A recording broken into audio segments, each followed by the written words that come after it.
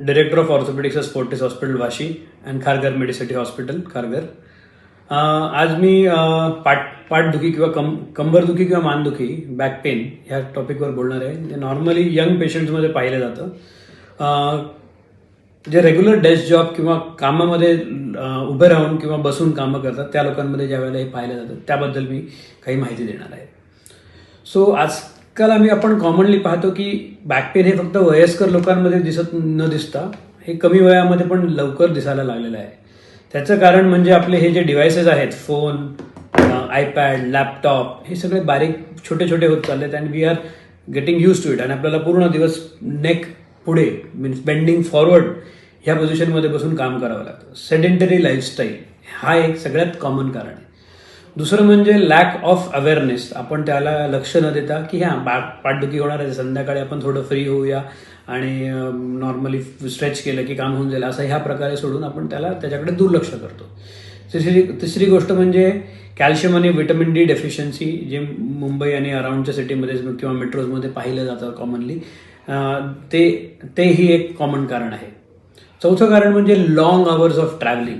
बऱ्याचदा आपण शहराच्या एका भागात राहतो आणि दिवस जवळजवळ 2 तास स्टँडिंग किंवा सिटिंगमध्ये ट्रॅव्हल करून लॉंग आवर्स ऑफ ट्रॅव्हलिंग असतं. त्यामुळे हे नेक पेन किंवा बॅक पेन कॉमनली. ते कसं थांबवता येईल त्याच्याबद्दल सिंपल गोष्ट आहे. आपण आपल्या जागेवरती आपण कसं बसतो त्याबद्दल जरा थोडं लक्ष दिलं तर आपल्याला त्याच्याकडे ते थांबवता येईल. तर थांबवण्यासाठी नंबर 1 बसणे. म्हणजे आपण जर समजा you are sitting at one place, एकाच जागेवर बसून जर तुम्ही काम करता आणि तुमच्याकडे लॅपटॉप आहे, सो एक कीबोर्ड आणि माऊस घेऊन त्याचा आपलं जो तुमचा वर्क स्पेस आहे तो मोठा करा. असं बसण्याच्या ऐवजी थोडंसं स्प्रेड होऊन बसा. Keep your elbows and at 90 degree.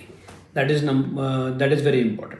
Screen जी आहे तुमची ती ह्या लेवलला ठेवा, म्हणजे सेकंड बटनच्या लेवलला. So you don't have to look for down, you can look up and work.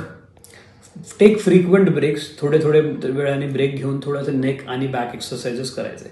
Regularly back extension exercises हे प्रॉपरली करणं फार महत्त्वाचं आहे. कॅल्शियम, व्हिटॅमिन डी हे रेग्युलरली घेणं पण महत्त्वाचं आहे. व्हिटॅमिन डी आठवड्यातनं एकदा 8 ते 10 आठवडे for a younger patient, once a year. आणि त्याचप्रमाणे कॅल्शियम ही रेग्युलरली घेणं महत्त्वाचं आहे. So regular activities, take care how you are sitting, take frequent breaks म्हणजे फ्रिक्वेंट ब्रेक्स घ्या आणि कॅल्शियम आणि व्हिटॅमिन डी रेग्युलरली घेत चला.